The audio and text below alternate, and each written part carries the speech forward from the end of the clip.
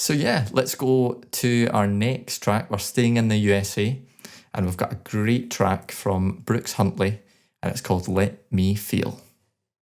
Hey, I'm Brooks Huntley, and this is my song, Let Me Feel. A man of science, a man of solutions, a man of compliance, and making up rules when she's lying there crying, saying, why are you trying to fix me like I'm broken? I'm not broken, I'm just tired. Will you let me feel? Will you let me feel? 'Cause I don't really give a damn if my fears are real. Will you let me feel? Just let me feel. Will you hold my hand? Will you call me weak when I can hardly stand on my own 2 feet when I don't understand? I will love you through hell. Still you treat me like a problem, like I'm just something solving. So good, it really is. I love this kind of music. Nice. Love this kind of music. And again, with the slide guitar subtly in there. I don't know if you guys heard that, but you know, It's almost like we plan on just exclusively saying, don't send us your songs, guys, unless you've got a slide guitar. Unless there's a slide guitar in there. No, we're not interested. But what a beautiful song, really is. The harmonies that are in there are just fantastic. And, you know, Brooks is, he's residing in Nashville right now, but he's originally from Texas. And I'm not sure if he wrote the song or just performed it with Tyler Ward. And I don't know if you've heard of Tyler Ward, but... I sure have. Yeah, what a guy. He is on this track, Tyler Ward. Is he actually? Yeah. No way. It's pretty cool. And for those of you that don't know who Tyler Ward is, guys, very famous musician. He's amassed 500 million YouTube views. Yeah. Just let that sink in. Crazy. Just let that sink in. I love Brooks's voice. Yeah. Just his natural tone, the timbre he's sitting in is just so nice. And there's some clever production things going on there to emphasize that natural tone that he has, because it is higher pitched. And one thing that I noticed, there's beautiful piano in there, but I think what they've done is they've low passed the piano to take away the higher just frequencies there, just to kind of soften the piano hits and then let his voice, so it doesn't fight the piano. Soar. Yeah. And they've done a fantastic job. The sense of melody in this song, again, just like the first song with Jamie, Brooks' sense of melody, just the way it intertwines during the whole track, just weaves in and out of itself like so nicely. And yeah, that takes real talent to write something that good. And he's very self-aware of his own voice and his own vocal capabilities, and he uses that brilliantly in his songwriting. Just love it. I love the choice not to have percussion in there, or not a lot of percussion. There's a few cymbal swells, and in the bridge there's like a very soft kick drum. But throughout the track, they've just let his natural kind of softness come through. No need to add much percussion in there, and I love that choice. And, you know, the electric guitar, like we spoke about, great tone, fantastic tone. It's prevalent throughout the track, but it kind of fades away and comes back. But it's in there. And the vocal dubs that are done during the chorus, you know, the kind of oohs and the ahs in the background there, just awesome. Just lovely to listen to. The whole song is just, what a beautiful song. The lyrics are fantastic. Great story behind it. Great singer, great guitarist, great musician, songwriter. Again, this one I had to go through with a fine-tooth comb as well.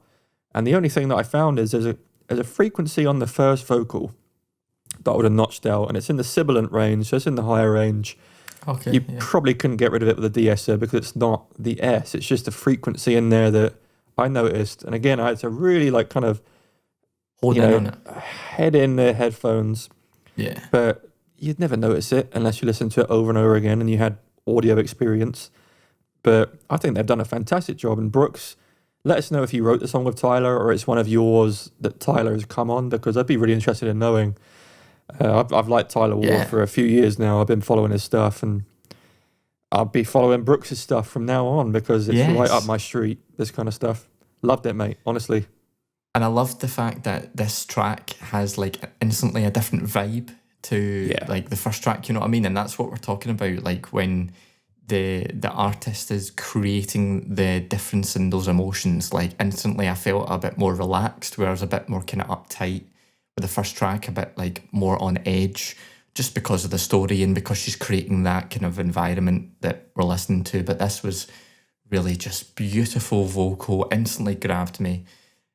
Really emotive, like he performed this very well, and I loved his diction. So sometimes with singers I find it hard to like understand what they're singing and understand their lyrics, but he's really clear, and I love the like I've put wordiness of the track. You're And spot what I on mean- there with his diction. Yeah. Yeah. Like I just mean like the track is very wordy. I don't know if that's like a thing to say, but it's like it's not kind of, he's not dragging out notes on vowels and whatnot. It's very kind of, is it homophonic or whatever? Anyway, whatever the technical term is, I loved it.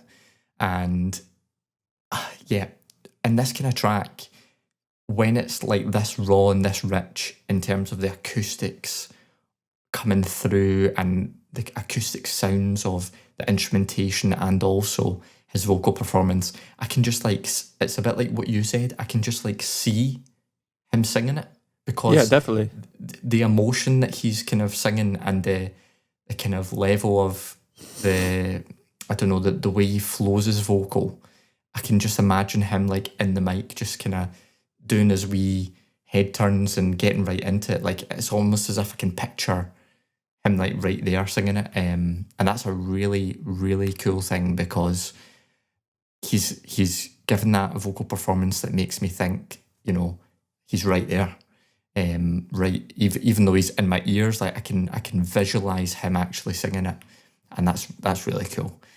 Lovely high end reverb going on the vocal, noticed that, and of course got to mention the really clean wide acoustic guitars. And I loved the instrumentationship, if that is a word. The instrumentation ship. Might be a new word, but I'll go with it. Or whatever you say, the musicianship. That's the word. The musicianship.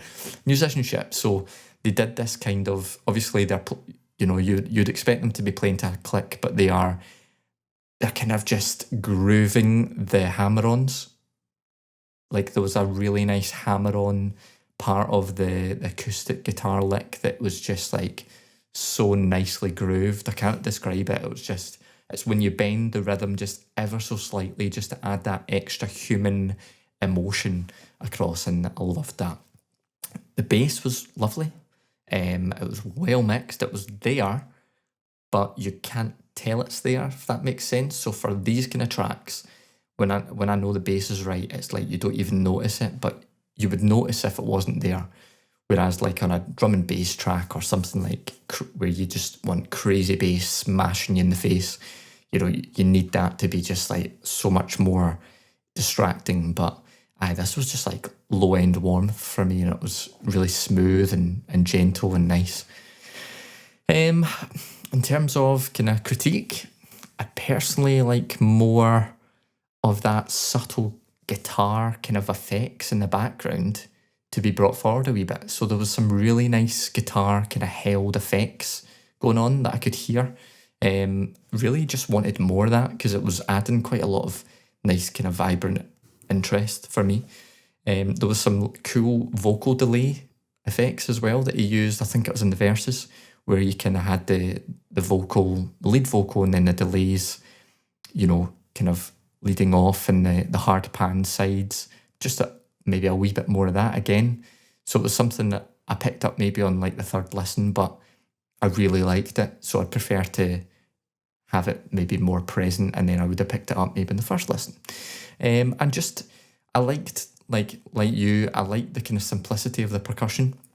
I would have just added a slight bit on the level of the kick just to add that extra oomph, but I'm talking few dB, nothing major. So yeah, but loved this track, and very impressed about your fun fact. That was quite I wasn't expecting that, but it's really cool, really cool. I actually made myself laugh earlier because when Andy and I listen to these songs, like we just take our notes, and I wrote something that could be, in a music review that you'd see. So I deleted it, but I wanted to share it because it made me laugh. So what I wrote was an insanely well-written song with passion and heartbreak fueling the emotional vocal performance. Oh, that's so cute. It's true. I mean, it's very true. But I was like, I'll delete that. It's a little bit too, not forward, but it's too professional. Do you want his number after that? I mean, that's quite... Brooks, if you're listening, mate. I know, he's onto you. He's loving you, mate. He's loving you.